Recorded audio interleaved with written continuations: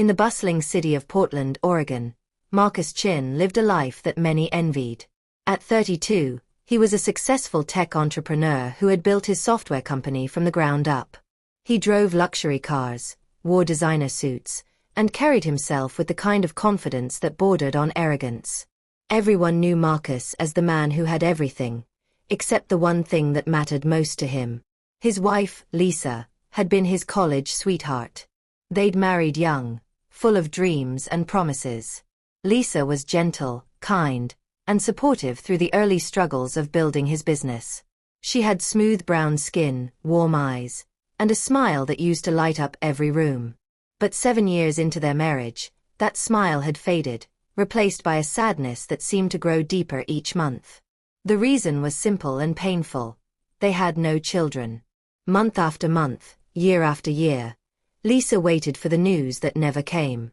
She visited doctors, took vitamins, prayed, and hoped. But nothing changed.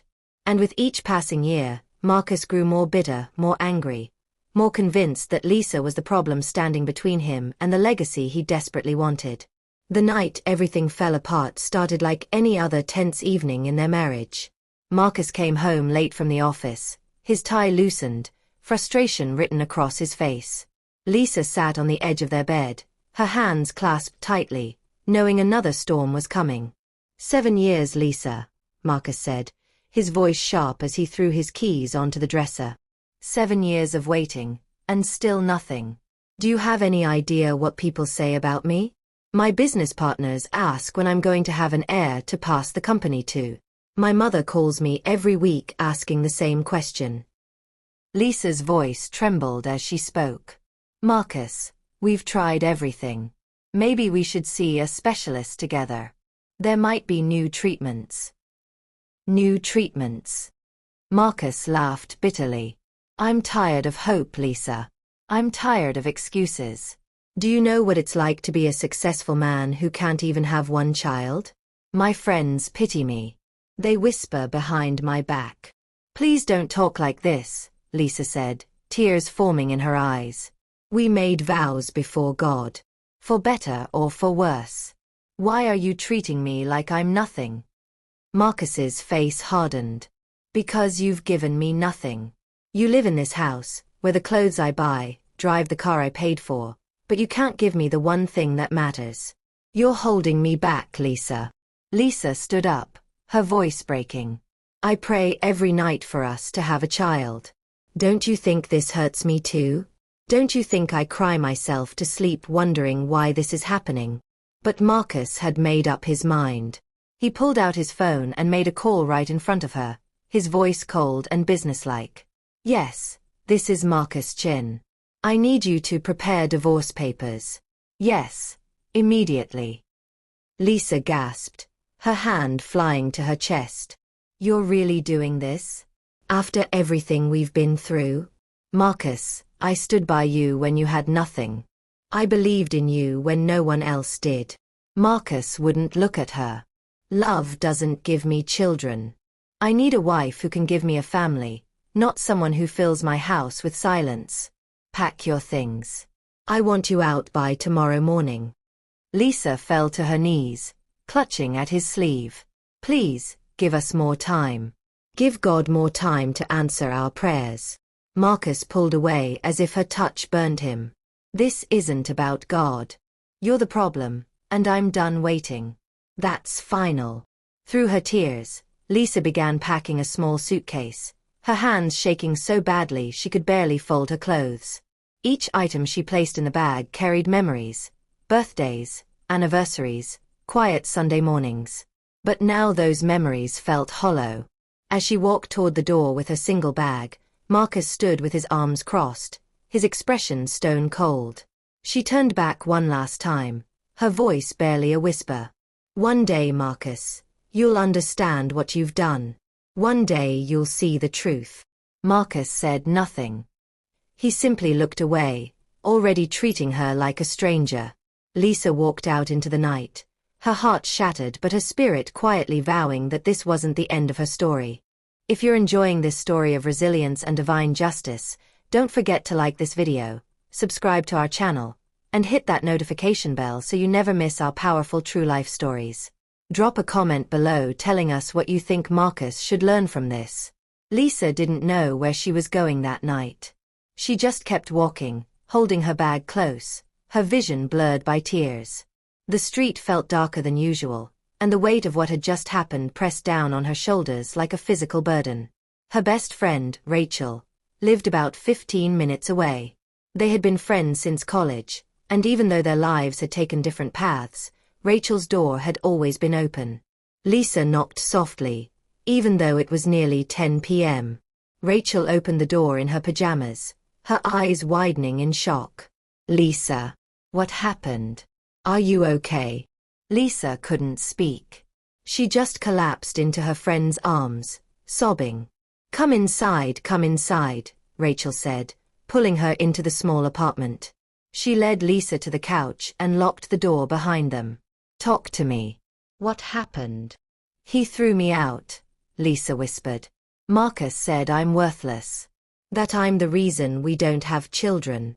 Rachel's face hardened with anger. "That man has completely lost his mind. After everything you've done for him." Lisa wiped her eyes with the back of her hand. "I don't even know where to start rebuilding my life. Everything I had is in that house." Rachel touched her arm gently. "Listen to me. You can stay here as long as you need. This place is small, but it's yours now too. Tomorrow we'll figure out the next steps." That night, Lisa couldn't sleep. She lay in Rachel's guest bed, staring at the ceiling, replaying every harsh word Marcus had said.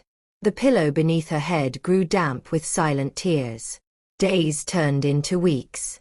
Lisa stayed with Rachel, trying to hide her pain, but she could barely eat. She would sit by the window for hours, staring outside as if waiting for something to change.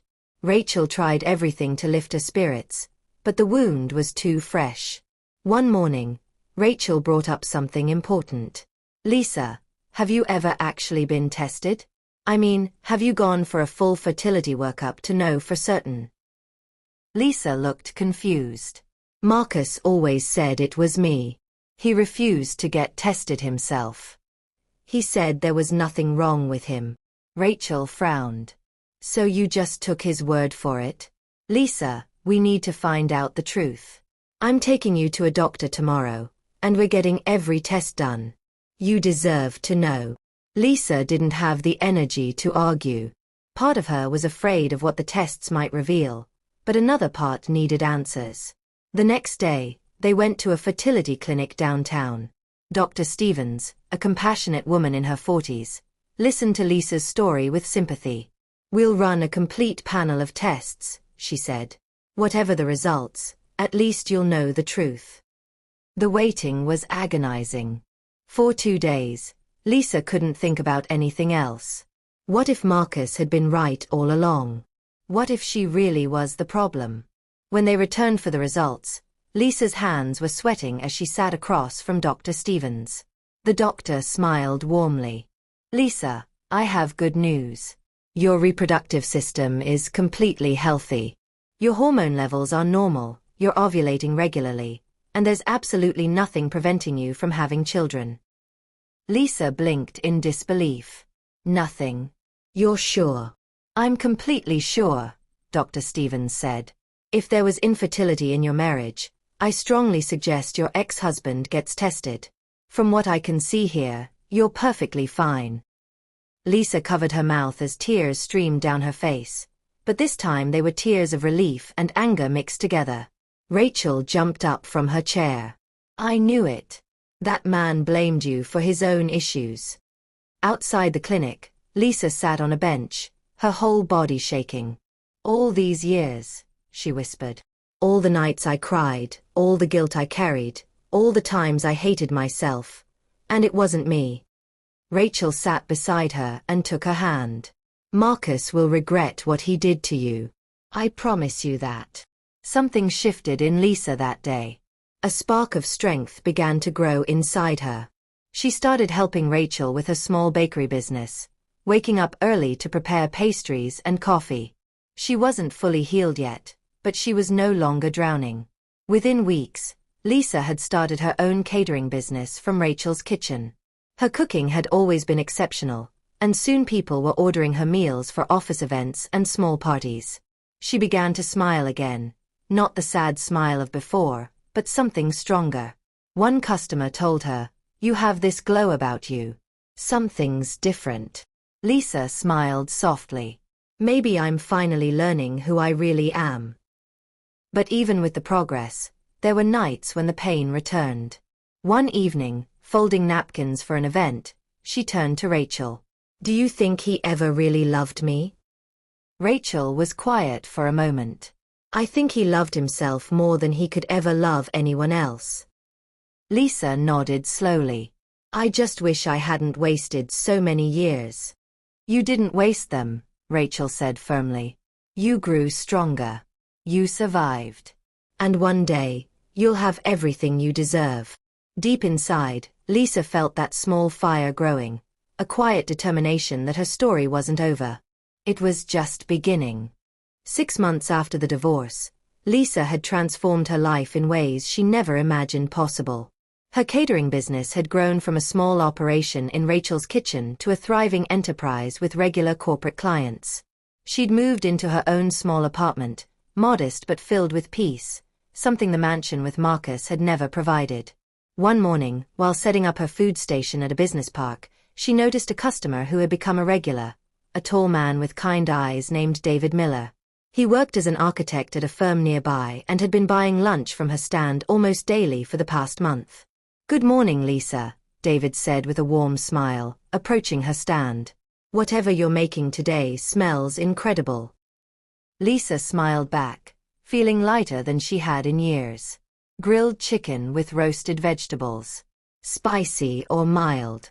"Spicy always," David laughed. "I like food with personality." As Lisa packed his order, David lingered instead of rushing off like most customers. "You know, I've been coming here for weeks, and I've noticed you never take a break. Don't you ever rest?" Lisa shrugged. "I rest when I get home. Building something from nothing takes time." David nodded thoughtfully. "I admire that. It takes real strength to start over." He paused, then added carefully, "I hope this isn't too forward, but would you like to have coffee sometime? As friends, no pressure." Lisa hesitated. Her heart still carried scars, and the idea of trusting someone new felt dangerous. But something about David's gentle demeanor made her want to try. "Just coffee?" she asked. "Just coffee," he confirmed with an understanding smile. Their first coffee date turned into dinner. Then Sunday walks in the park. David was patient, never pushing, always listening. He told her about losing his wife in an accident 3 years earlier, about the loneliness he'd carried, about slowly learning to open his heart again. "You remind me what peace feels like," David said one evening as they sat on a bench watching the sunset. "Not the loud, flashy kind of happiness, but the quiet kind that makes you feel at home." Lisa felt tears forming. "I'm scared," she admitted. "I'm scared of being hurt again." David reached for her hand gently. "I understand fear. But I'm not Marcus. I see who you really are, and she's remarkable." 6 months later, David proposed in the most understated, perfect way, during one of their Sunday walks, with no audience, no grand gestures, just honest love. Their wedding was small and simple, held in Rachel's backyard with close friends and family. Rachel cried tears of joy through the entire ceremony. "I told you," she kept saying. "I told you good things were coming." Lisa's new life with David was everything her first marriage wasn't. He was gentle, supportive, and genuinely interested in her dreams. He helped her expand her catering business into a small restaurant. Every morning before work, he'd kiss her forehead and say, "I love you, my queen." Then, 3 months into their marriage, Lisa woke up feeling strange. Waves of nausea hit her, and certain smells made her feel sick. She tried to brush it off as stress from the restaurant, but when it continued for 2 weeks, David insisted they visit a doctor. At the clinic, Lisa sat nervously while they ran tests. When the nurse returned with a beaming smile, Lisa's heart nearly stopped. "Congratulations," the nurse said. "You're pregnant." Lisa couldn't speak. She just stared in disbelief. David jumped to his feet. "Pregnant? Are you serious?" "Very serious," the nurse confirmed. "About 8 weeks along." Lisa burst into tears, and David pulled her into his arms, both of them crying and laughing at the same time. "You're going to be a mother," he whispered. "We're going to be parents." The months that followed were filled with doctor appointments, nursery preparations, and overwhelming joy. But the biggest surprise came during a routine ultrasound. The technician moved the probe across Lisa's belly, then stopped, her eyes widening. "Mrs. Miller, I need to check something." Lisa's heart raced. "Is everything okay?" The technician smiled. "More than okay. You're having triplets." Lisa screamed so loud the entire clinic probably heard her. 3 babies. 3 lives growing inside her. 3 miracles.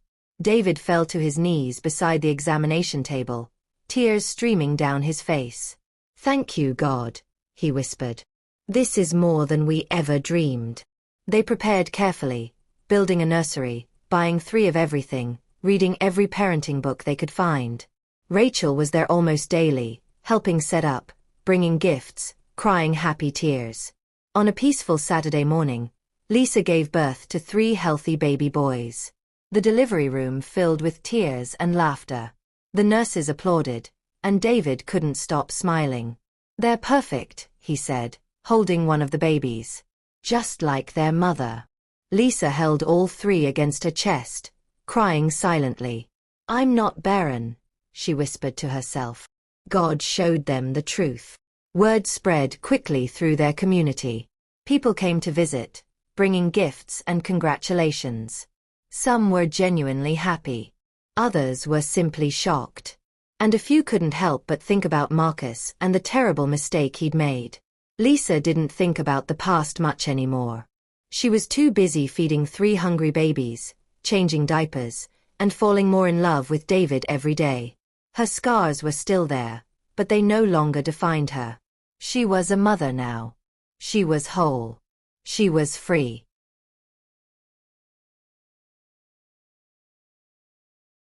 While Lisa was learning the beautiful chaos of motherhood, juggling 3 babies, running her restaurant, and building a life filled with genuine love, Marcus Chen was sitting in his downtown office, staring at his phone with a growing sense of emptiness. His tech company had continued to grow. The cars were newer, the clothes more expensive, the bank account healthier. But success felt hollow. He was 35 now and still without the one thing he destroyed his marriage for, a child. After divorcing Lisa, Marcus had dated several women. Each relationship followed the same pattern. He'd rush things, become obsessed with the idea of having children, and ultimately drive them away with his desperation and refusal to consider that he might be part of the problem. His mother called him regularly with the same complaints. "You threw away a good woman for nothing. Lisa would have stood by you forever, and you destroyed that." "Don't mention her name," Marcus would snap, hanging up the phone. But late at night, in the silence of his large empty house, he couldn't stop thinking about her. Where was she now? Had she remarried? Was she happy? Then his friend Daniel called with an introduction. "Marcus, there's someone you need to meet. Her name is Victoria.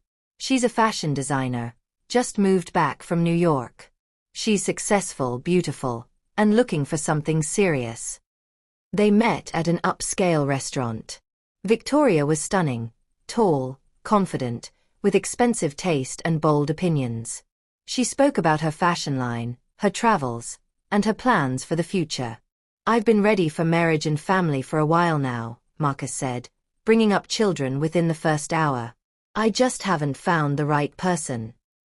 Victoria raised an eyebrow. "You were married before, right? What happened?" Marcus's jaw tightened. "She couldn't give me children. 7 years of trying, nothing." Victoria nodded slowly but said nothing. Something in her eyes suggested she didn't quite believe his version of events. Within 2 months, they were engaged. Marcus threw himself into planning the wedding with an almost manic energy. He wanted it to be spectacular, the biggest event the city had seen in years. Red carpet, ice sculptures, a live band from Los Angeles, guests flying in from across the country. But there was something else driving Marcus. He wanted to prove to everyone, his friends, his family, the world, that he had moved on, that his life was better without Lisa. And deep down, in a twisted corner of his pride, he wanted Lisa to see it too. One afternoon, while reviewing the guest list with his wedding planner, Marcus made a shocking decision. "Add one more name," he said. "Who?" the planner asked. Marcus wrote it himself. "Lisa Miller." The planner's eyes widened. "Your ex-wife? Are you sure about this?" Marcus smiled coldly. "Send her a first-class invitation. Front row seat. I want her there." What Marcus didn't know was that Victoria had growing concerns of her own. They'd been together for several months with no pregnancy. She'd started tracking her cycle, taking tests, doing everything right, but nothing happened. 2 weeks before the wedding, Victoria finally confronted him. They were at his house, looking at wedding photos on her phone, when she said quietly, "Marcus, have you ever considered seeing a specialist?" Marcus looked at her sharply. "What do you mean?" "I mean fertility testing. For both of us. Just to make sure everything's okay before we get married." His expression turned cold. "Are you saying I'm the problem?" "No, I'm saying we should both get checked, together. That's what couples do." Marcus stood up, his voice rising. "You sound just like Lisa. Always blaming me, making me feel defective." "I'm not blaming anyone," Victoria protested. "I'm being practical. We've been together for months with no results." "Let's not talk about this again," Marcus said firmly. "The wedding is in 2 weeks. That's what we should focus on." Victoria went quiet, but fear had taken root in her heart. She'd started researching male fertility issues, and everything she read pointed to the same conclusion. Marcus had never been tested. He'd simply assumed Lisa was the problem and built his entire narrative around that lie. Meanwhile, across town, Lisa was bathing one of the triplets when her phone buzzed. Rachel picked it up and froze. "Lisa, you need to see this." "What is it?" Lisa asked, drying the baby's hair. Rachel turned the phone toward her. "It's a wedding invitation. From Marcus." Lisa stared at the elegant card on the screen. "Marcus Chan and Victoria Hayes cordially invite you." Her heart pounded. She read the details, then slowly set the phone down. Rachel was furious. "What kind of sick game is this? Is he trying to humiliate you?" But Lisa remained calm. She looked at her 3 sons, sleeping peacefully, completely unaware of the complicated adult world around them, and a smile spread across her face. "It's okay," she said softly. "Let him have his wedding." Rachel frowned. "You're not actually going, are you?" Lisa didn't answer immediately, but the look in her eyes suggested she had a plan of her own. The morning of Marcus's wedding arrived with perfect weather, clear skies, gentle breeze, and sunshine that made the city sparkle. The venue was a luxurious waterfront hall, decorated with thousands of roses, crystal chandeliers, and gold accents everywhere. A red carpet stretched from the street to the entrance, and photographers lined both sides, ready to capture every moment of what was being called the wedding of the year. Marcus stood near the altar in an expensive white tuxedo with gold embroidery, checking his watch repeatedly. Despite the perfect setup, he felt strangely anxious. His friend Daniel noticed and asked, "Why are you so restless?" "I'm waiting for someone," Marcus replied vaguely. The hall filled with guests, business partners, society figures, distant relatives all dressed in their finest. Everyone was talking about how spectacular the wedding was, how beautiful Victoria looked in her Milan-designed gown, how Marcus had truly moved on from his past. Then, just as the ceremony was about to begin, a black Rolls-Royce Phantom pulled up to the entrance. The crowd went silent. Phones came out. Whispers started spreading like wildfire. The driver opened the back door, and Lisa stepped out. She wore a stunning yellow dress that complemented her glowing brown skin perfectly. Her hair was elegantly styled, her makeup subtle but radiant. But what made everyone gasp were the three little boys beside her, dressed in matching yellow shorts and white shirts with bow ties. They each held one of her hands. "Who is that?" someone whispered. "Wait, is that his ex-wife? She has triplets." Marcus felt his heart stop. He grabbed Daniel's arm. "Tell me I'm seeing things." Daniel's mouth hung open. "Bro, she has kids." Lisa walked slowly, gracefully, through the parted crowd. Her eyes met Marcus's, and she gave him a small, peaceful smile. Not bitter, not gloating, just calm acknowledgement. She walked to the front row seat Marcus had reserved for her and sat down with quiet dignity. The boys climbed onto her lap, whispering, "Mommy, we made it," and she kissed their foreheads. The entire hall buzzed with shock. Cameras flashed. People pulled out their phones to record. The whispers grew louder. Victoria entered moments later, her white gown sparkling, her veil flowing behind her. But she immediately sensed something was wrong. The energy in the room had shifted. She reached the altar and whispered urgently to Marcus, "What's happening? Why is everyone staring?" Marcus couldn't speak. His eyes were fixed on Lisa and the three children. Victoria followed his gaze and her face went pale. "Who is that woman with those boys?" That's Lisa," Marcus managed to say. Victoria's voice rose slightly. "Your ex-wife? Those are her children." The crowd leaned forward, not even pretending not to listen anymore. "You told me she was infertile," Victoria said, her voice shaking. "You said that's why you divorced her." Marcus stammered. I thought she was. I didn't know." "You didn't know?" Victoria stepped back. "You told me she couldn't give you children. You said that's why you left her. But she's sitting right there with triplets." The hall erupted in whispers. Cameras continued flashing. Lisa remained seated, calm and composed, one hand resting protectively on her son's. Victoria's eyes filled with tears of anger and betrayal. "You lied to me. You destroyed that woman's life based on a lie, and now you're trying to build our marriage on the same lie." "Victoria, please." Marcus reached for her hand. "Can we talk about this after?" "No," she said firmly.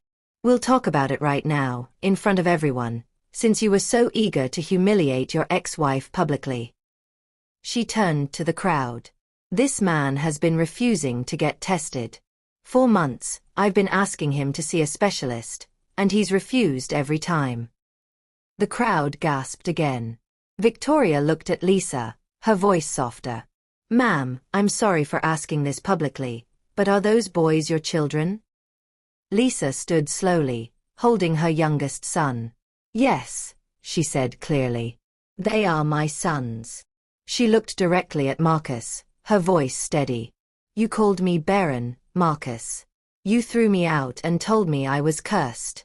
You made me believe I was less than a woman. But I wasn't the problem." Marcus felt the ground spinning beneath him. Lisa continued, "You never agreed to be tested. You just blamed me. But God showed the truth. He gave me not 1 child, but 3. Victoria turned to Marcus, tears streaming down her face. "You ruined her. You dragged her name through the mud. And all this time, it was you." "I didn't know," Marcus whispered weakly. "You didn't care," Victoria corrected. "You just wanted someone to blame." She pulled off her engagement ring and placed it on the altar. "I can't marry you, Marcus. Not today. Not ever. You're not ready for love. You're still trapped in your own pride." The crowd watched in stunned silence as Victoria walked away, her bridesmaids rushing after her. Marcus stood frozen at the altar, his dream wedding collapsing around him. Guests began whispering openly now, their voices no longer respectful. So he was the one with the problem all along. And he wanted to embarrass her. Karma is real. Lisa turned to leave, her sons following beside her. She didn't gloat, didn't make a scene. She simply walked out with the same grace she'd entered with. Rachel met her at the door, grinning. "You did it. You showed them the truth." Lisa shook her head. "I didn't come to prove anything. I just came to be seen." They got into the Rolls-Royce and drove away, leaving behind a wedding hall full of chaos and a groom facing the consequences of his pride.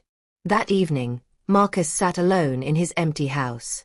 The wedding that was supposed to prove his success had become proof of his failure. His phone was flooded with messages, some pitying, some mocking, all reminding him of what he'd lost. He picked up his phone and finally did what he should have done years ago. He scheduled an appointment with a fertility specialist. 2 days later, the results came back. Severe male factor infertility, likely from an untreated infection years earlier. The doctor's words echoed in his mind.